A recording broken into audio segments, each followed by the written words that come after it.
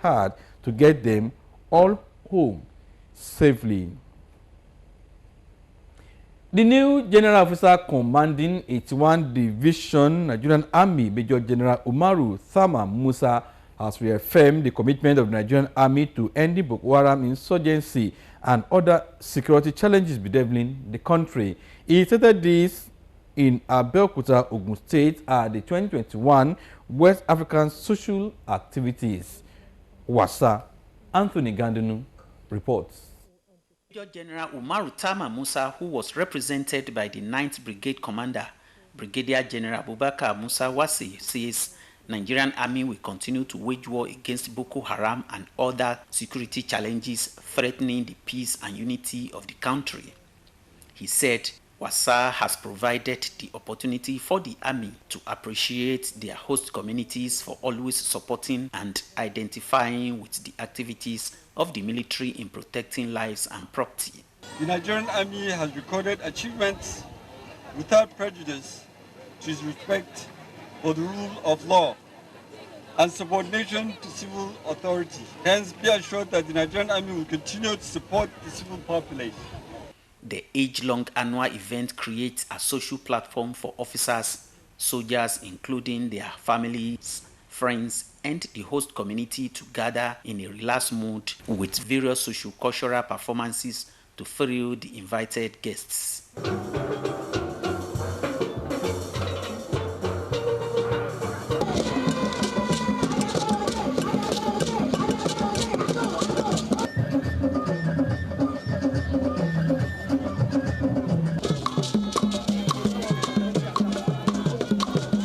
Aside this, the event also featured tug-of-war competition to put to test level of physical fitness of troops and other officers. West African social activities is meant to take officers and soldiers away from their routine regimental life to the atmosphere where they unwind and relax freely with one another, as well as their host communities. High points of the event include lighting of campfire and presentation of awards to 7 soldiers in appreciation of their outstanding performance in the outgone year.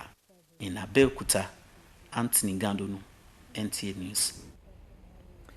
Candidates of the All Progressive Congress APC, Mayokun Lawson Alade, is the winner of the Akure North and South Federal Constituency by-election as declared by the Independent National Electoral Commission (INEC) in Akure, the Ondo State capital.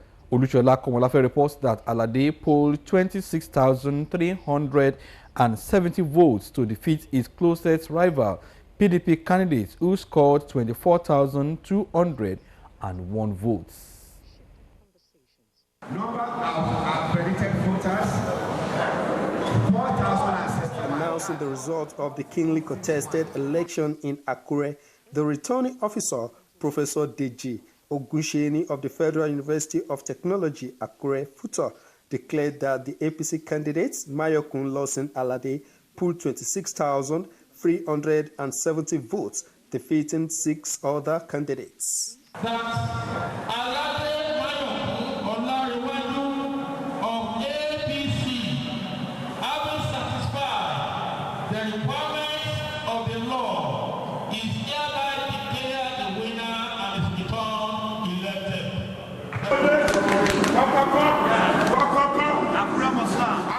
Candidate of the People's Democratic Party, Olumiyiwa Adu, takes up the second spot with a total of 24,201.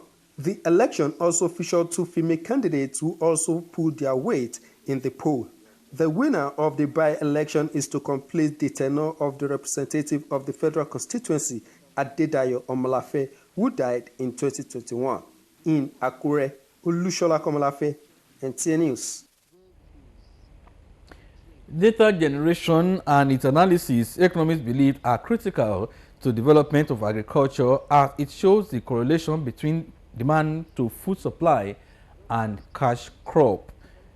And this is why the federal government is putting together what it terms reliable agricultural data collation system for the development of the sector.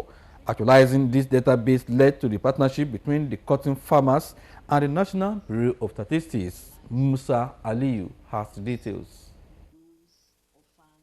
Data is not just numbers or graphic presentation, but a system that analyzes the past, present, and as well projections for the future. Getting an accurate and reliable data, agricultural economists say, are paramount in the development of the sector. With the successes the country is recording in cotton farming under the Anchor Brewers program, farmers are to assist by providing data regarding their production. The National Bureau of Statistics is to collate and analyze the figures provided by farmers. It will help to provide the management of cotton and other relevant stakeholders with adequate, reliable, and timely circle information for informed decision-making process. We have enormous data coming in continuously. To achieve the desired objective, training of farmers in data collection will also form part of the partnership. MBS has been most professional and very forthcoming. This MOU will go a long way to improve the way we live and the way we work. NACOTAN generates and disseminates data locally and internationally. In our business, cotton, textile, garment sector, we are looking to grow and compete better with adequate and quality data. The Nigeria's cotton production output has increased tremendously in recent times under the Anchor Brewers program. This group of farmers believe that getting facts and accurate data about production as well as that of producers will help expand production. Musa Aliyu, NTA News. 27th of February is the World NGO Day, dedicated to recognize and honor non-profit-making organizations, donor agencies, individuals, and groups committed to selfless service to humanity for development. In its report, Elizabeth Omori examines their contributions to governance and challenges they face in service delivery in Nigeria.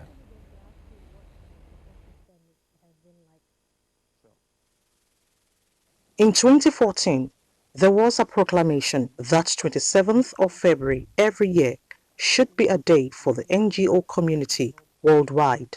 This international recognition of NGOs stemmed from their efforts since the 18th century, when the world witnessed several humanitarian crises.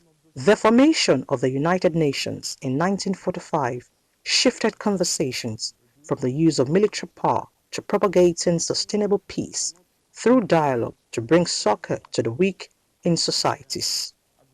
In line with Article 71 of the UN Charter, there arose several NGOs engaged in several activities ranging from political, human rights protection, humanitarian aids, environment, gender advocacy, peace and legislative matters, health and sanitation, among others. Jake Epele, founder of the Albino Foundation, is a critical actor whose passion to changing lives transcends color or race. On this World NGO Day, I think the greatest milestone that we should celebrate in 2022, which is the beginning of the year, is the assent to the Electoral Act. It has a provision that makes it possible for persons with disability to actively participate in the electoral process. Fueled by collaboration and innovation, individuals and groups are still committed to volunteerism to influence policies and people-centered programs. Their aim is to contribute to ameliorating the plight of people in their need of life-sustaining basic facilities. In Abuja, Elizabeth Omori, NTA News. Thank you, Elizabeth. We now pause for some messages. The news will continue shortly after the break. Stay with us.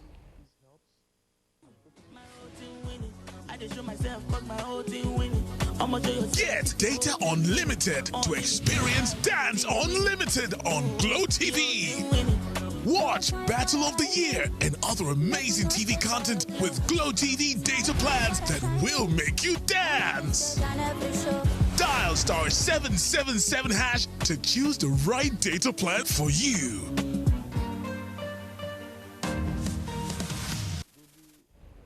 Thanks and welcome back.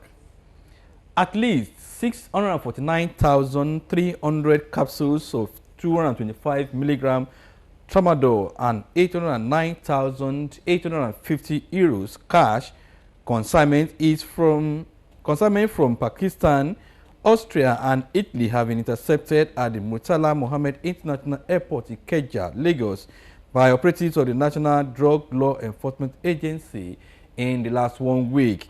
Aside the intercepted consignments at the airport, the agency also recovered over 1,000 kilograms of cannabis and tramadol capsules in the operations conducted in Kano, Abuja, and Adamawa states. The Nigerian Center for Disease Control, NCDC, 26 February, announced 40 new cases of COVID-19 in 3 states in Nigeria and the FCT. The new cases brings the total confirmed cases in Nigeria to 254,501, discharged 248,993, and 3,142 deaths recorded. It's now time for sports updates.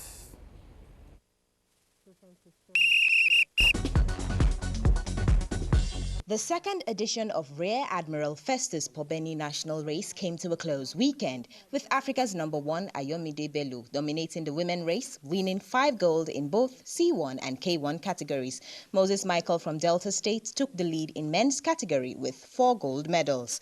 A host of dignitaries witnessed the grand finale of the 3-day event, which climaxed with the official commissioning of Jabi Lake Training Center in Abuja. This rowing and sailing started so as to nurture athletes, bring them up, train them to get to podium.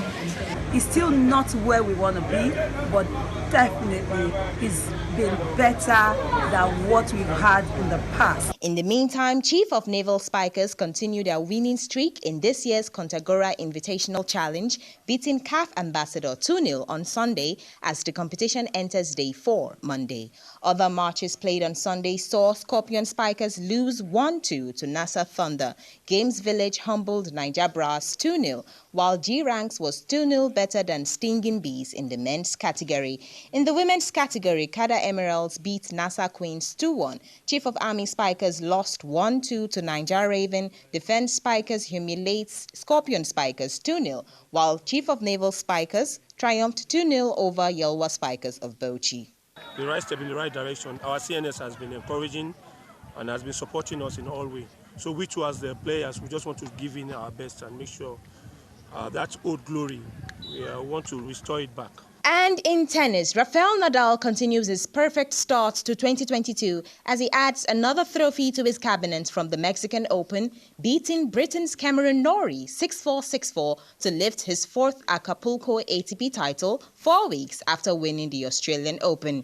Despite a foot injury scare, the 35-year-old Spaniard has won all 3 tournaments he has played this year to reach the 91st title of his career, only behind Jimmy Connors, Roger Federer and Ivan Lendl.